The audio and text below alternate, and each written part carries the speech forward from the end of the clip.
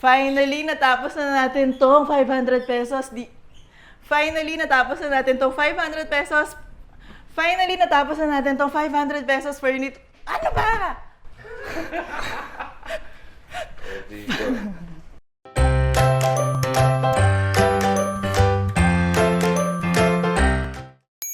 Hi, this is Elle and welcome to another video. Ang video natin today is 500 pesos furniture challenge. Natakot ako kasi hindi ko pa siya nasa-start. Sana ma-achieve ko yung ini-envision ko. Pero anyway, meron kasi kaming binili na trunk na second hand na siya, luma na, for 500 pesos lang. Kahoy lang siya. Simple lang, like may mga chip na ganyan, pero ang laki ng potential niya. Kasi matibay pa siya, like sturdy pa siya, pero meron lang siyang mga, hindi lang pantay yung ibabaw, may mga konting chip, ganyan. Pero yun nga yung gagawin natin is aayusin natin siya and gagawin natin siyang mas mukhang bago talaga, ganun. Sana ma-achieve. Oo nga pala, share ko sa inyo, gumawa ako ng second channel. More on ano siya, behind the scenes sa mga kaganapan dito, sa mga makeover. Tapos, meron akong kailan malalabas tong video na yun? Anong mauna? Basta meron ako i-announce soon na exciting. Doon ko lalagay lahat yung mga ganun, yung mga behind the scenes lang. Kaya check out nyo yung bago natin channel. Pero anyway, naliban doon sa binili namin na trunk, dapat wala na kaming ibang gastusin. Kung ano yung meron kami, yun lang yung gagamitin namin para doon. Though syempre marami naman kaming gamit. Marami ako mga tirang brush, tirang mga pintura, tapos yung mga art supplies, pang paint, ganyan. And yung first step natin is i-repair lang yung mga gaspang niya, yung masilya, tapos isan siya. Ito na yung trunk natin. Ang ganda ng ginawa ni tatay. Ni-repair niya yung top kasi may mga, basta may something. Pero ngayon, ayan, konting sanding na lang, tapos ipipaint na natin.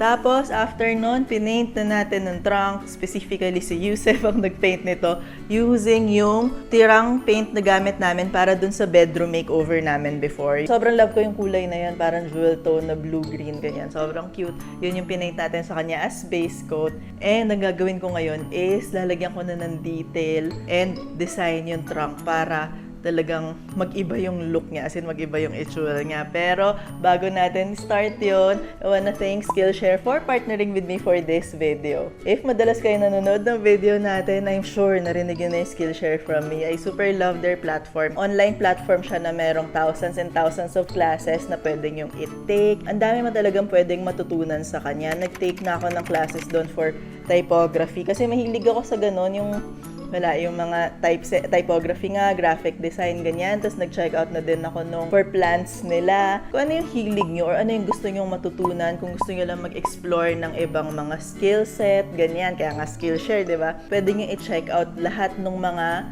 classes na meron sila. Like, sobrang dami talaga. And meron akong link dyan sa description box for a free trial. Click nyo lang yung link na yon para ma-explore nyo yung Skillshare and ma-check out nyo kung ano yung mga sinasabi ko sa inyo pwede nyong matutunan doon. As in, sobrang sulit niya talaga.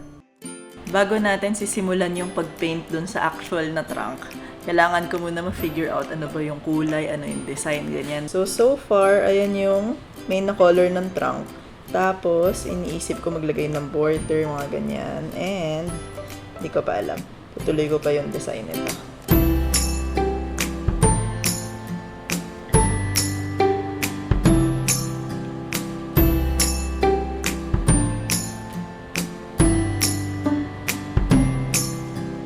So, ito na yung trunk natin. Sobrang yung cute. Like, gusto ko ng kulay. Ang perfect ng kulay nung lumang room natin dito. Ang ganda niya. So, ito na yung design natin. Ayan o. Kaya ba nating ma-achieve? Ang una kong kailangan gawin is linyahan ko to. Like, i-pencil ko muna yung design. Kasi diba, parang puro ano siya, geometric. Tapos may mga triangle. So, syempre dapat yung maayos proportion yung itsura niya, ganyan. Kaya ipe-pencilan muna natin. Ang cute. Ma-achieve ba natin to? So, simulan na natin to dahil matagal-tagal na process to. Medyo detailed yung gagawin nating design dito. Pero papakita ko sa inyo kung paano ko siya gagawin para at least pwede nyo rin siya ma-apply, ganyan. Pencil, yun yung unang-una. Let's go! Gugihitan ko na ng mga border, yung triangle, dito lahat, para masimulan na natin yung actual paint.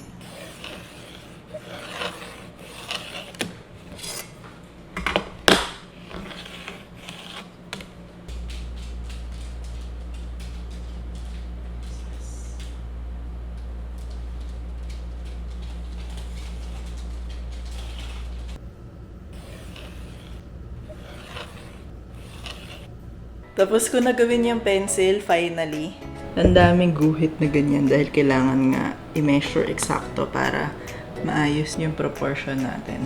In-underestimate ko siya. Akala ko mabilis lang. Mga 2 hours ko ata siyang ginawa. Hopefully, ito na yung fun part, yung pagkukulay na natin. Ayun na. Hindi nga nakikita, pero may lapis na yan. And ito yung fini-figure out ko ngayon. Ito, diba? So, nilista ko yung pagkasunod-sunod na kulay na gagamitin natin. Kasi syempre, may di yan basta-basta ano yung mauuna, ano yung mukhang mas madami, or basta ano yung mas mabilis. So, unahin natin yung pink, kasi yun yung mas malalaking surface. Tsaka maraming nakapatong dun sa kulay na yun. Tapos yung orange, then yellow, tsaka black. Moment of truth. Sana gumana tong pinagagawa natin ngayon. This is it! Let's go! So, ito na yung mga gagamitin natin. Ito yung pink natin dahil ito yung mauuna. Tira to dun sa apartment na pintura. Nakataka. Hindi gumana. Ito na.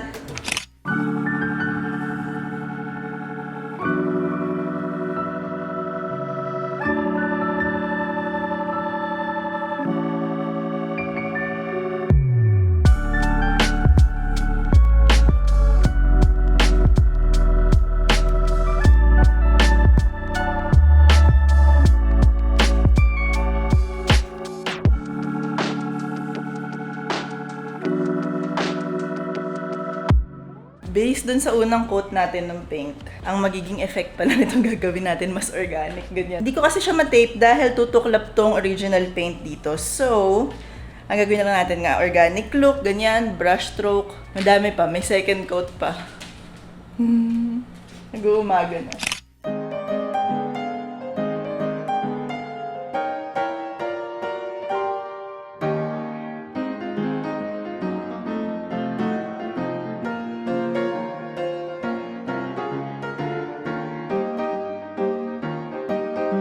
Good morning na! Andito pa rin tayo.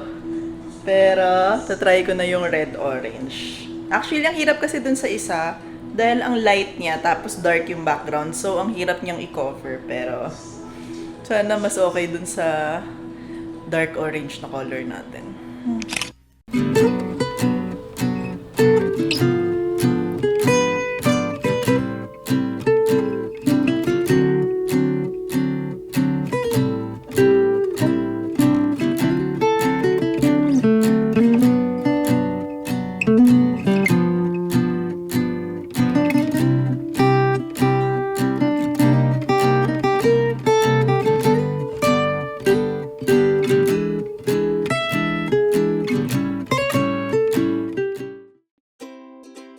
Finally, natapos na natin tong 500 pesos furniture challenge natin and sobrang cute niya. Ito na siya, kaya pakita ko na sa inyo. Tada!